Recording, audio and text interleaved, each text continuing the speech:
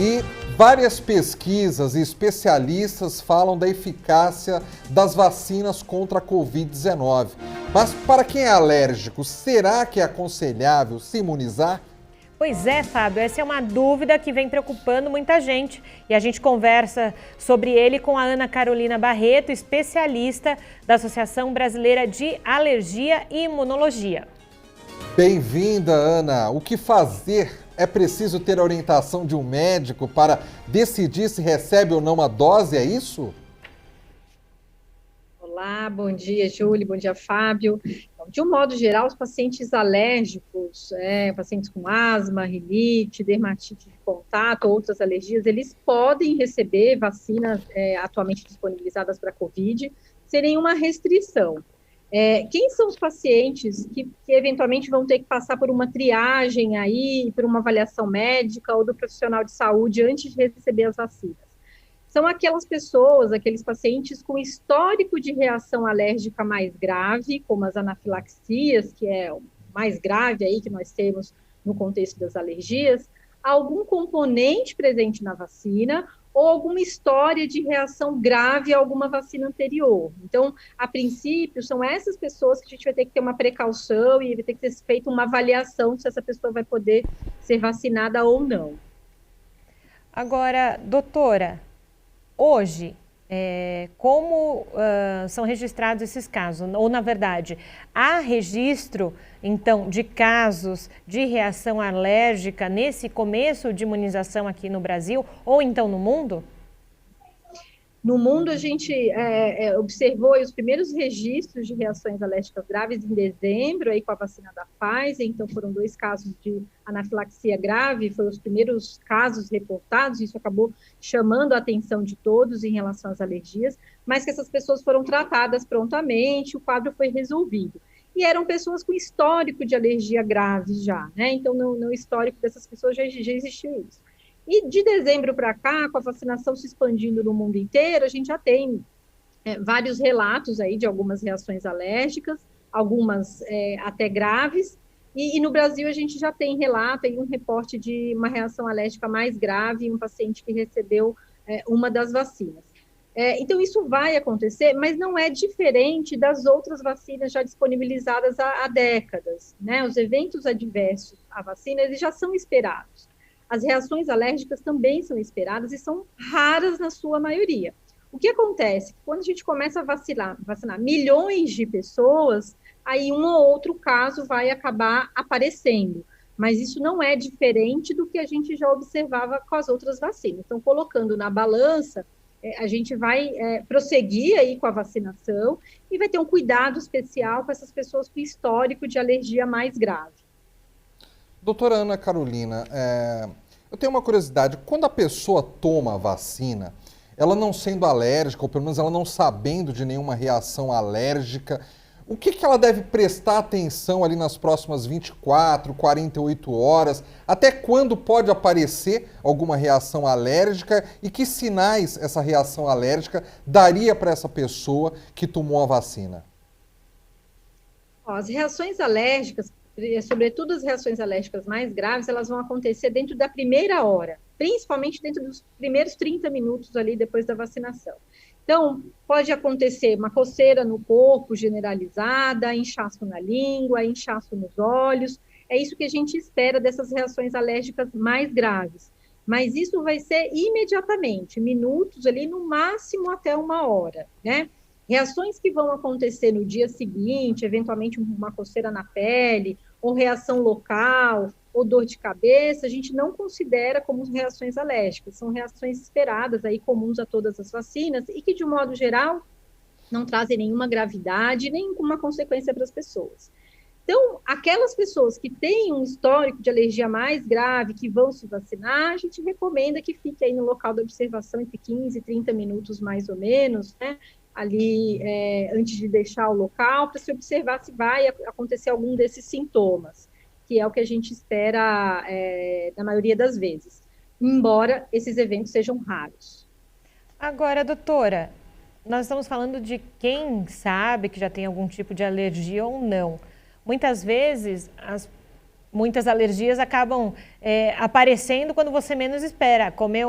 Isso no caso principalmente de alimentação, né? Alimentação, você não sabia que você não podia comer tal alimento, teve uma reação, ou às vezes algum medicamento, né? Como que funcionaria no caso das vacinas? Seria seguro também ficar esses 10, 15 minutinhos a mais ali no posto esperando?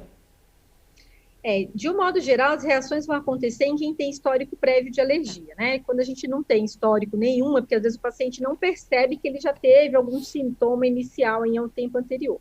Mas pode acontecer, quem nunca teve sintoma nenhum, de repente ter uma reação alérgica a um medicamento, quando vai tomar um medicamento no pronto-socorro, ou até uma vacina. Então, a gente sempre orienta aí que fique 10 a 15 minutos ali naquele ambiente, né? Ou próximo àquele ambiente onde foi dada a vacina, porque é quando vão acontecer a maioria das reações. Então, não existe a necessidade de uma precaução adicional. O próprio Ministério da Saúde, os manuais aí que regulam toda a questão da vacinação e da segurança, já vem determinado, já vem escrito aí que as pessoas devem ficar um pouquinho ali, 10, 15 minutos em observação, não observação diretamente do profissional de saúde, mas naquele ambiente ali. Então, é o tempo que a pessoa demora para sair do posto de saúde, esse tempo é o suficiente para se observar, eventualmente, alguma reação para quem não tem história. Doutora, nunca se falou tanto sobre uma vacina, não só sobre a forma de fabricá-la, sobre a eficiência da vacina, sobre possíveis reações alérgicas, como essa vacina contra o Covid-19. Ou seja, o mundo, a população do mundo nunca prestou tanta atenção sobre como funciona uma vacina. O fato de se falar muito a respeito, às vezes até se politizar um pouco o assunto, né? De levar o assunto para quem quer defender a vacina e quem não quer defender a vacina. A senhora acha que isso traz uma grande insegurança para a população na hora de tomar essa vacina? Com certeza, né? Sem dúvida nenhuma, comunicações, informações divergentes, uma falta de coerência entre todos aí que estão mais à frente e são líderes, isso acaba provocando uma certa insegurança na população, né?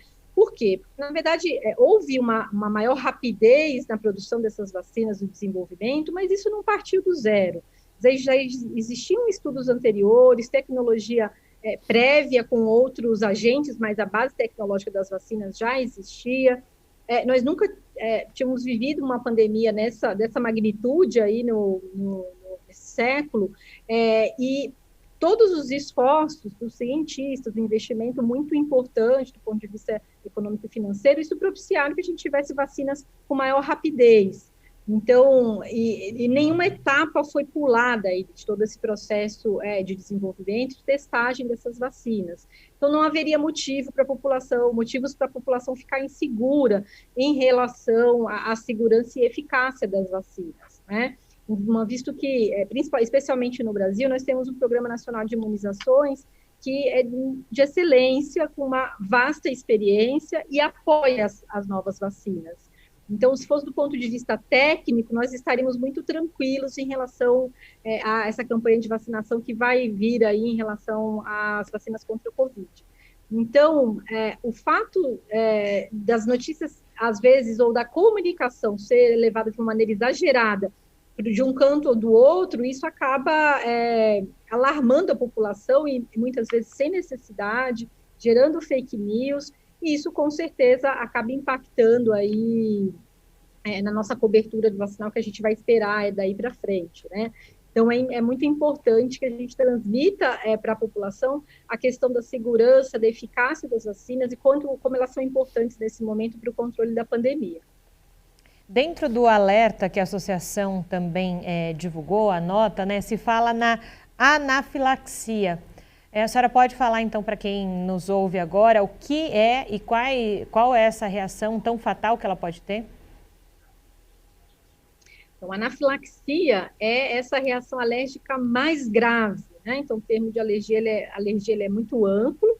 Então, a anafilaxia é a parte mais grave, é o grau mais elevado, vamos dizer assim, das reações alérgicas. que é quando essa pessoa, logo minutos após receber um medicamento, ou comer um alimento, ou camarão, ou comer um amendoim, ou tomou uma vacina, ela pode ter fechamento da garganta, né, o edema de glote, falta de ar, inchaço na língua, coceira pelo corpo inteiro. Isso é o que a gente chama de anafilaxia. E quando a pressão cai, a gente chama de choque anafilático. Então, os casos são muito raros, mas eventualmente eles poderiam acontecer, principalmente em pessoas suscetíveis. Então, essa é a única preocupação ou restrição que a gente vai fazer aí para algumas pessoas. De um modo geral, os outros graus de alergia, teve só uma coceira na pele, ou só um inchaço discreto no olho. Isso não é configurado como reação alérgica grave, que a pessoa vai poder tomar a vacina e as doses seguintes. Doutora Ana Carolina, a senhora como especialista da Associação Brasileira de Alergia e Imunologia, a senhora deve ter acesso aí a estatísticas, né? Estatísticas anuais até, em relação à população brasileira. E eu gostaria de matar aqui uma curiosidade. Hoje em dia, doutora, existe mais pessoas que sofrem de alergia que antigamente? É um número de pessoas que vai meio que numa estabilidade? São menos pessoas sofrendo de alergia? O que a senhora pode falar para a gente a respeito disso? Os números, principalmente nos países em desenvolvimento, mostram uma crescente aí da prevalência das alergias no mundo inteiro, né? E no Brasil isso não é diferente. Então, hoje existe mais alergia alimentar, existe uma maior sensibilização a alérgenos do meio ambiente, aos ácaros, entre outras alergias. Então, quando a gente fica brincando, né, realmente as pessoas falam assim, eu sou alérgico, nossa, nunca vi tanta alergia atualmente. Antigamente a gente não ouvia falar de alergia. Possivelmente não se fazia diagnóstico, mas com certeza a prevalência e o número de pacientes alérgicos no mundo vem aumentando. Isso em decorrência da mudança do estilo de vida. Então, a exposição solar, a exposição, os níveis de vitamina D, o modo de vida mais urbano e mais indoor, né? As pessoas ficam menos expostas aos alérgenos ambientais, alimentos industrializados, tudo isso vem contribuindo aí para o aumento das alergias no mundo inteiro e também no Brasil. Doutora, nós estamos falando de reação de vacina, em especial nesse momento sobre vacina da Covid-19, mas aproveitando então a senhora como membro da Associação Brasileira de Alergia e Imunologia, a gente tem que lembrar que o Brasil também precisa vacinar as suas crianças, adolescentes, não só com relação à Covid, mas enfim, a gente tem a campanha de vacinação o ano todo. Claro que na pandemia diminuiu a ida às unidades básicas de saúde para vacinação das outras doenças, mas é preciso novamente alertar os pais e as famílias que é preciso manter a carteira de vacinação dos seus filhos em ordem, é preciso ter o olhar para a Covid, mas também ter o olhar para as outras doenças, né? Exatamente, as outras doenças não deixaram de existir. E aí, com a queda nas coberturas vacinais nos últimos anos, nós temos observado aí um aparecimento novamente de sarampo, coqueluche, várias doenças que há um tempo atrás estavam controladas, e por essa falsa sensação, talvez, da sociedade de que essas doenças não existiam, e isso foi um sucesso das campanhas de vacinação em décadas de 80 e 90, que foi possível reduzir o número de casos.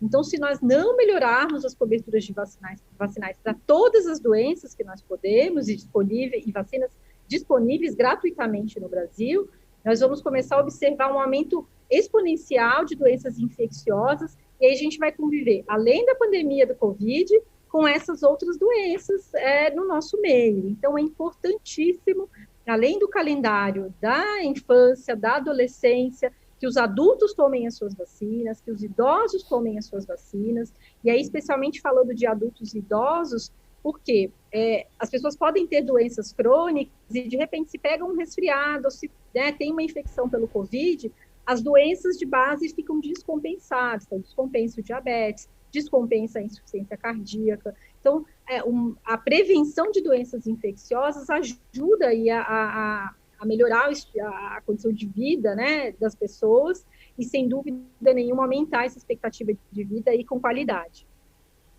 Doutora, muitas das alergias deixam, às vezes, a nossa pele ali descamando, com vermelhidão.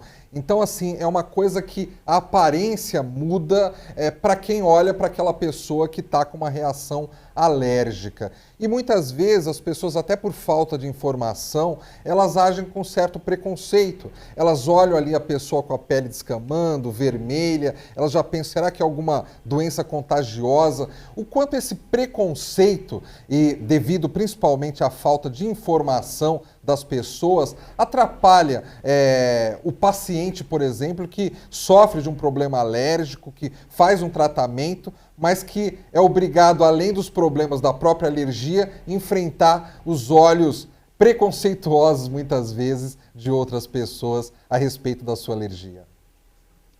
É muito interessante a experiência que a gente tem em observar e compartilhar essas experiências, na verdade, dos pacientes com alergias, e aí os alérgicos de pele. Então, além de todo o prejuízo, como você disse, da própria doença, né? Então, a pessoa que se coça não consegue dormir direito, ela fica mal-humorada, não consegue manter as atividades normalmente da vida diária pela coceira muito intensa, às vezes por complicações infecciosas na pele. Então, essa pessoa acaba não indo à escola, não indo ao trabalho. Então, além desse prejuízo individual, o prejuízo psicológico dessa questão social é muito evidente, né? Então, infelizmente, as doenças de pele, e aí, as alergias e as outras doenças também dermatológicas, o paciente acaba enfrentando esse problema do preconceito de uma maneira muito, muito evidente, né? Muito mais clara, infelizmente.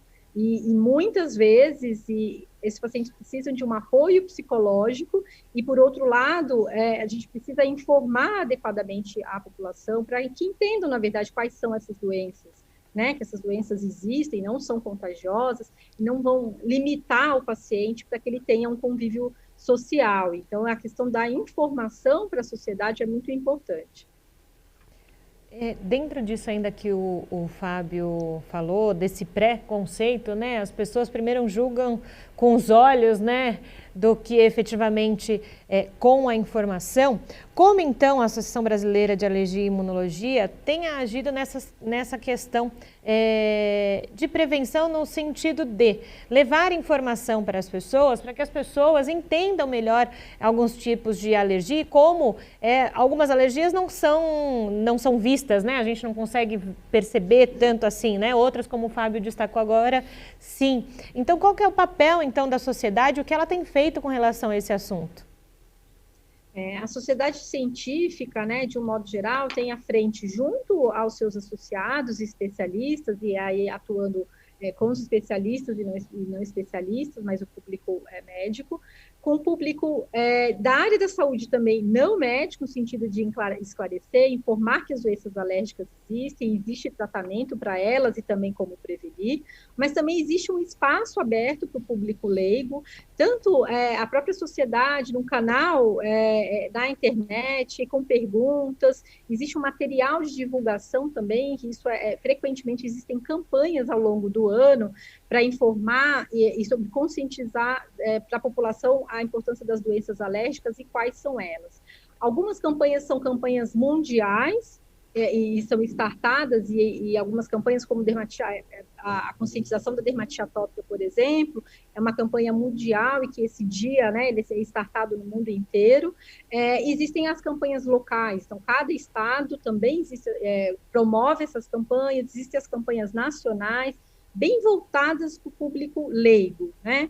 Antes da pandemia, existiam as ações presenciais, workshops, né? Então, quantas vezes nós não fomos lá para o Parque do Ibirapuera no Dia Mundial da Alergia, na Semana da Alergia, para ter o contato aí com as pessoas e informar um pouco mais disso. Então, são várias ações e a sociedade também tem um caminho aí em que o público leigo pode entrar em contato diretamente. Obrigada, doutora Ana Carolina Barreto, pelas suas explicações nesse momento aqui no Jornal da Rede Alesp. Imagina, obrigada a vocês aí pela oportunidade. Boa tarde, bom trabalho, doutora.